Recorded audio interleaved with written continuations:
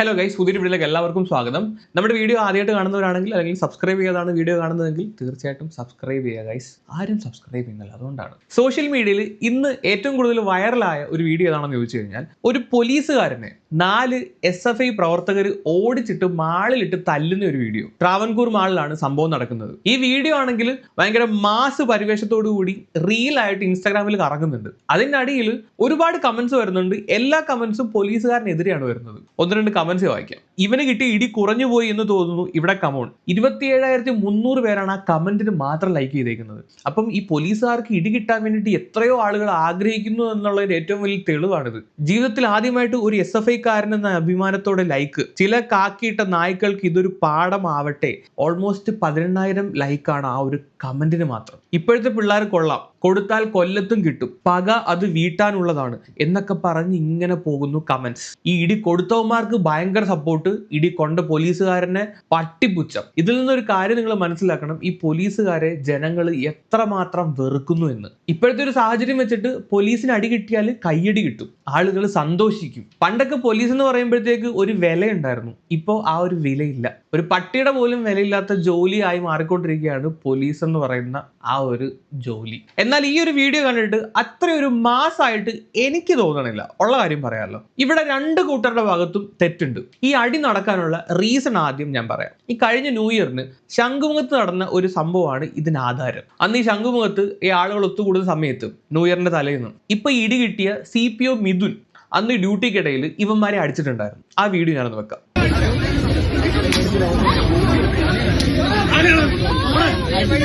അന്ന് ആ ലാത്തി പൊക്കി അടിക്കുന്നവനാണ് ഇന്ന് മാളിലിട്ട് അടി കിട്ടിയത്. ഈ വീഡിയോ ഭയങ്കര വൈറലായിരുന്നു. അന്നേ പോലീസുകാർക്കെതിരെ ഒരുപാട് പേര് രംഗത്ത് വന്നിട്ടുണ്ടായിരുന്നു. ആക്ച്വലി ഈ ന്യൂ ഇയറിന്റെ അടുത്ത് ശംഖുമുഖത്ത് മാത്രമല്ല, കേരളത്തിന്റെ പലയിടത്തും ഈ പോലീസുകാർ ഇമാതിരി തോന്നിവാസം കാണിച്ചിട്ടുണ്ട്. ഇവന്റെ അമ്മയുടെ മുന്നിലിട്ടാണ് ഇവനെ അടിച്ചത് എന്നുള്ള തരത്തിലുള്ള ഒരു വാർത്തയും വരുന്നുണ്ട്. അതുമായിട്ട് ബന്ധപ്പെട്ട ഒരു റീലും ഇൻസ്റ്റാഗ്രാമിൽ കറങ്ങി നടക്കുന്നുണ്ട്. ഇവന്റെ അമ്മയുടെ വോയിസ് ആണ് എന്ന് പറഞ്ഞിട്ടുള്ളത്. അതിനകത്ത് എത്രമാത്രം യാഥാർത്ഥ്യമുണ്ടെന്ന് എനിക്ക് അറിയത്തില്ല. എന്നാലും ഞാൻ ആ ഒരു വീഡിയോ വെക്കാം.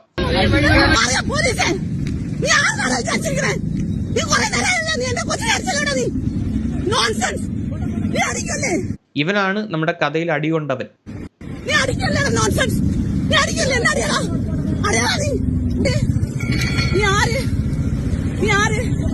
നിനക്കൊക്കെ സെക്യൂരിറ്റി തന്നേക്കുന്നത് നിനക്കൊക്കെ തോന്നിയാസം കാണിക്കാനാ?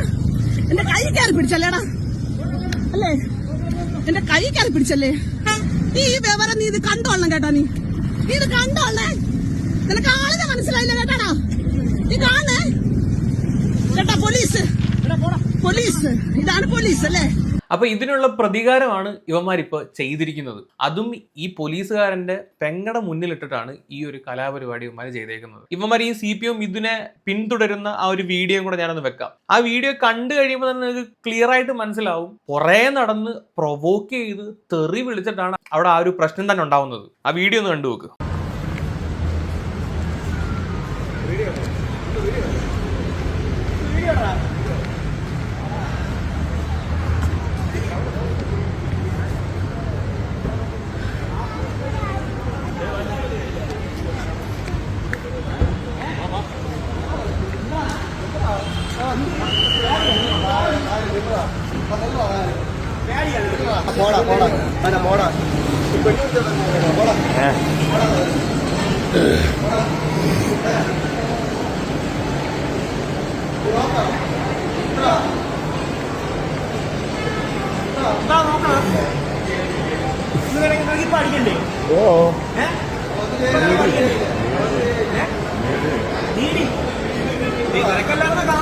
ആൾക്കാർ അടിക്കേണ്ടത് അടിയടാ. നിന്റെ അടുത്താണ് ചോദിക്കണത്. അന്ന് F06 പേടിയാ.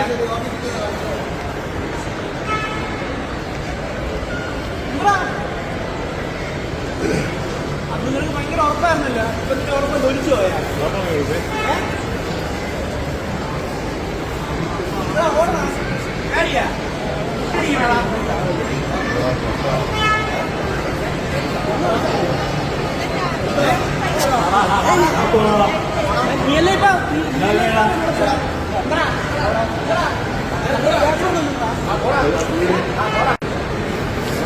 ഷാപ്പിനകത്ത് കയറി അയ്യോ. എന്താ?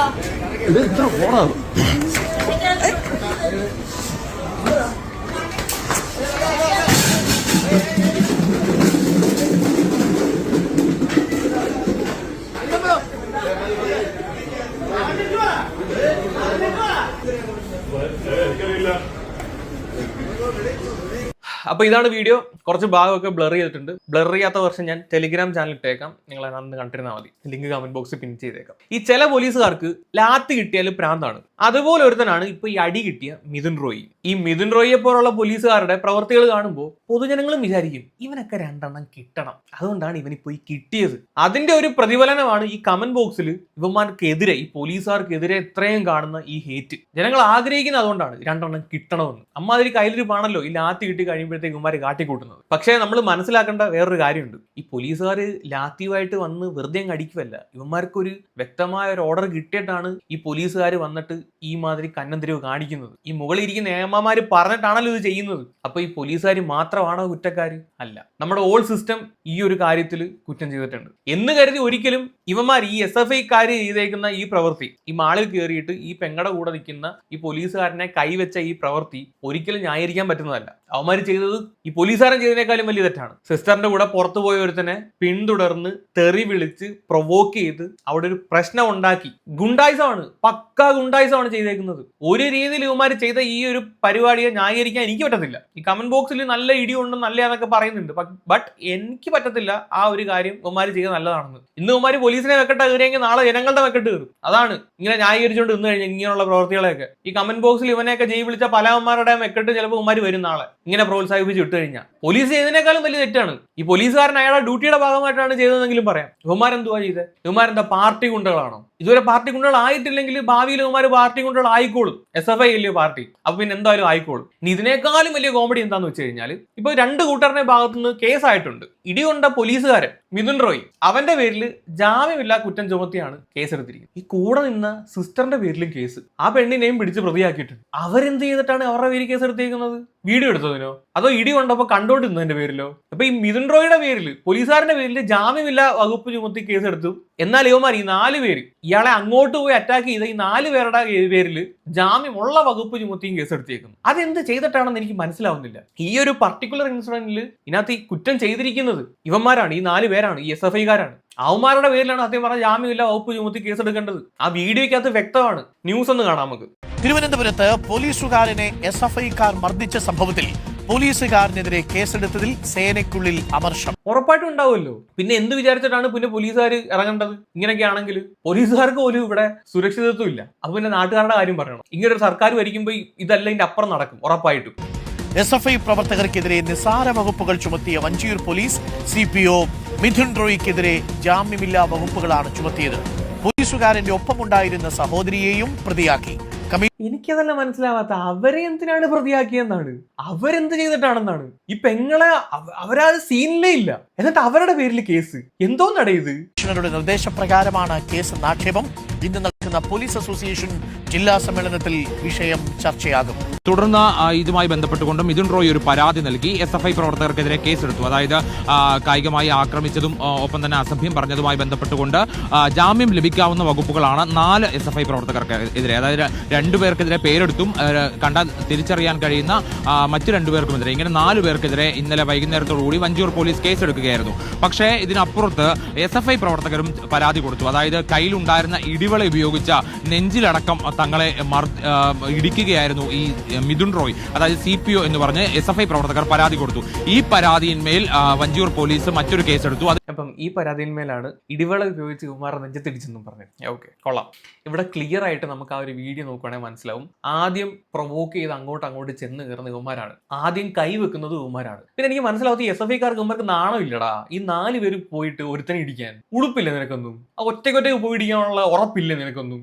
4 അവന്മാർ കൂടി ചെന്നിട്ട് ഇടിക്കുന്നു. പിന്നെ ഈ ഇടിവളയുടെ കേസ്, അതിനകത്ത് ഇടിവള വെച്ചിട്ട് മറ്റവൻ ഇടിക്കാൻ ശ്രമിക്കുന്നുണ്ട്. അത് ശരിയാണ്, ആ വീഡിയോക്കകത്ത് തന്നെ വ്യക്തമാണ്. ആ ഇടിവള ഇട്ടില്ല അവൻ വീശിയപ്പോഴത്തേക്ക് ഒരുത്തൻ പേടിച്ച് തിരിച്ചോടുന്നുണ്ട്, തിരിച്ചോടി കയറുന്നുണ്ട്. ഇടിക്കാൻ വന്നവന്മാർ അതിനേക്കാളും പേടിത്തൂറികളാ.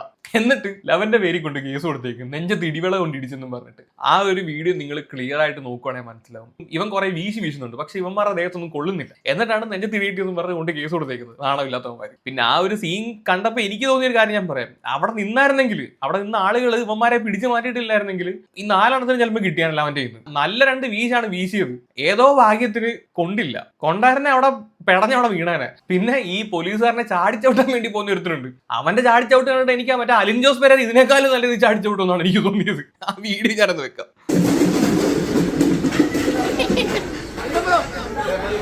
ഇനി നമ്മൾക്ക് അലിൻ ജോസ് പെരേരയുടെ ചാടിച്ചവിട്ട് കല്ല് കാണാം.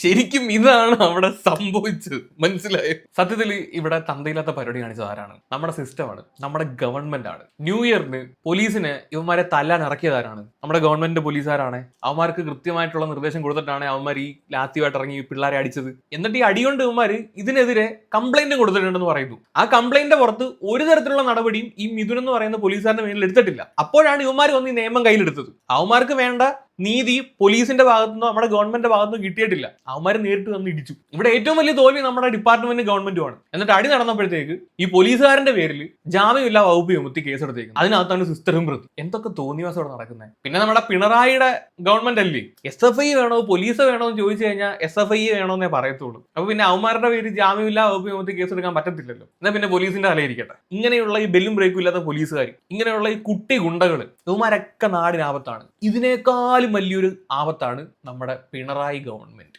പറയാതിരിക്കാൻ വയ്യ. ജനങ്ങൾ ഇത് മനസ്സിലാക്കി കഴിഞ്ഞാൽ നന്നായിരിക്കും. കൂടുതലൊന്നും എനിക്ക് പറയാനില്ല. എന്താണ് നിങ്ങളുടെ ഒപ്പീനിയൻ? താഴെ വന്ന് കമന്റ് ചെയ്യുക. വേറെ വീഡിയോ ഇട്ടാൽ. അപ്പൊ ശരി.